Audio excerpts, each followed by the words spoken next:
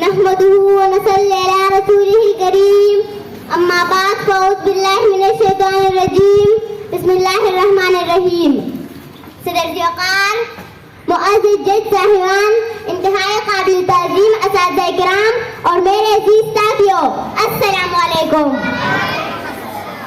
ابتدا ہے رب جلی کے بابرکت نام سے جس کے قبض قدرت میں ہم سب کی جان ہے، جو ہم سب کے دلوں کو خال بخوبی جاننے والا ہے. جناب صدر، علم و حکمت کی روشنیاں بکھیرنے والی اس محفل میں آج مجھے اس موضوع پر لب کشائی کا موقع ملا ہے، وہ ہے آؤ بدلے پاکستان.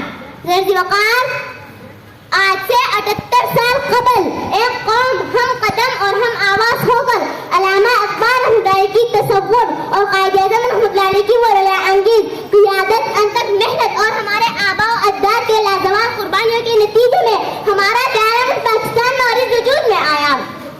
ملی نہیں ہے ہمیں ارض پاک تحفے میں، ملی نہیں ہے ہمیں ارض پاک تحفے میں، جو لاکھ دی بجھے تو چراغ جلا.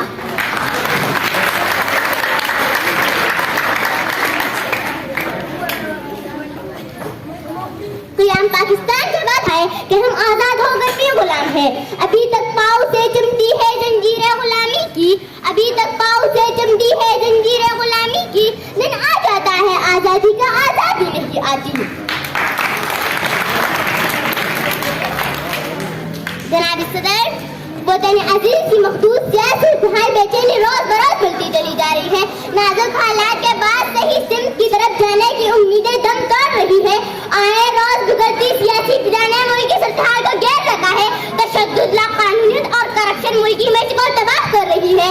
جناب صدر، یہاں غریب کے درستی کرنے والا کوئی نہیں. یہاں ایک طرف دیکھتی ہوئے حکمرانوں کے کتوں اور گھوڑوں کے لیے مربع بے قیمت خوراکیں بے مل سے منگوائی جاتی ہے، تو دوسری طرف غریب دو کی روٹی کے لیے ترس مطالعہ کے چکر لگاتے اس کی دہلیز پر ایک رگڑ رگڑ کر زندگی کی بات یہاں دیتا ہے.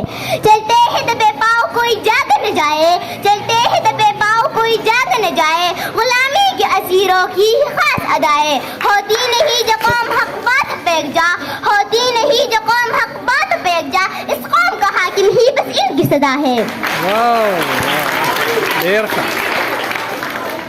عزیز ساتھیوں، ہم سب کو اپنا ہاتھ پکڑے اپنے آپ سے سوال کرنا ہوگا کہ پاکستان نے تو ہمیں سب کچھ دیا، مگر ہم نے پاکستان کو کیا دیا؟ صرف کوگلے نعروں سے نہ ہی نیا پاکستان بنے گا اور نہ ہی پاکستان بدلے گا. اللہ سے کرے دور تو تعلیم بھی فتنہ، املاک بھی اولاد بھی جاگیر بھی فتنہ، نہ حق کے لیے اٹھے تو شمشیر بھی فتنہ، شمشیر کیا نعرے تکبیر بھی فتنہ.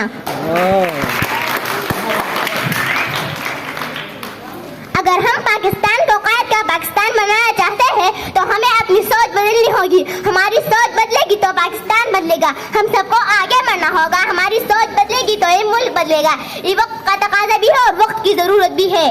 ذرا وقار، میں اپنے تقریر کا اختتام علامہ اقبال کے اس شعر کے ساتھ کروں گی. خدا نے آج تک اس قوم کی حالت نہیں بدلی، خدا نے آج تک اس قوم کی حالت نہیں بدلی، نہ ہو جس کا خیال اپنی حالت آپ بدلنے کا.